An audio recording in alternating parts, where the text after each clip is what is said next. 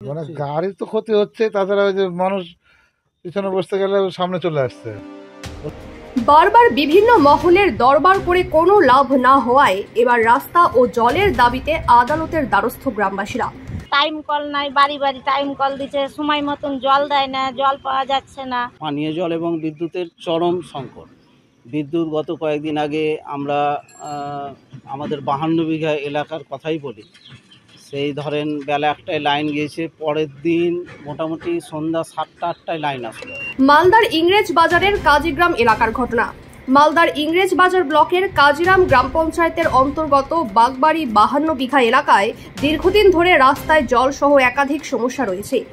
BDO থেকে শুরু করে জেলা শাসক বিভিন্ন মহলের দ্বারস্থ হয়েও কোনো লাভ না হওয়ায় এবার সরাসরি আদালতের দ্বারস্থ হয়েছেন গ্রামবাসীরা।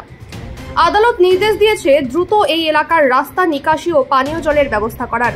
আমাদের লোকাল যে পার্টি আছে, তারা যারা জিতেছে, তারা আমাদের রাস্তার কাজ করবে না, রাস্তা, লাইট, ড্রেনের কাজ করবে না। সেই জন্য আমরা আদালতের দ্বারস্থ হই।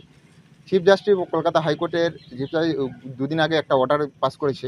ওই অর্ডারে স্পষ্ট বলেছে কি 804 কোটি টাকা জলের জন্য স্যাংশন হয়েছে। এমনকি 2 তারিখে আমাদের একটা চিঠি দেওয়া হয়েছিল ডিএম সাহেবকে। ওই চিঠিটা সমস্ত কাজ করতে হবে এই নির্দেশ দিয়েছে। গাড়ির ক্ষতি হয়, গাড়ির ভাঙচুর হয়, প্যাসেঞ্জারের অসুবিধা হয়, কোনো পেশেন্ট নিয়ে যেতে অসুবিধা হবে, তাড়াহুড়া করে রাস্তাতে পেশেন্টের দম চলে যাবে, এরকম অবস্থা।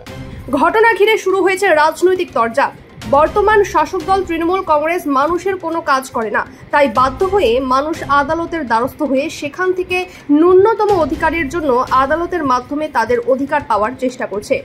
এর থেকে একটা প্রমাণিত হয়ে যাচ্ছে যে তৃণমূলের সরকার এবং তৃণমূলের এই পঞ্চায়েত সমিতি, জেলা পরিষদ, এরা মানুষের কোনো কাজ করার জন্য নেই, কেবলমাত্র অর্থ লুটপাট, চুরি করার জন্য এরা আছে।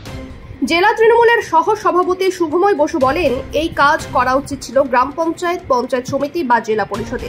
তাদের কাজটা করা উচিত ছিল। স্বাভাবিকভাবে মানুষ বিরক্ত হয়ে আদালতের পথে যাচ্ছে, এটাও আমরা দল থেকে খাতিয়ে দেখব কেন মানুষ আদালতের পথে যাচ্ছে। আর লোকাল পঞ্চায়েতকে এবং সেখানকার মেম্বারদের, প্রধানদের শীঘ্রই ডেকে এই বিষয় নিয়ে আলোচনায় বসবো।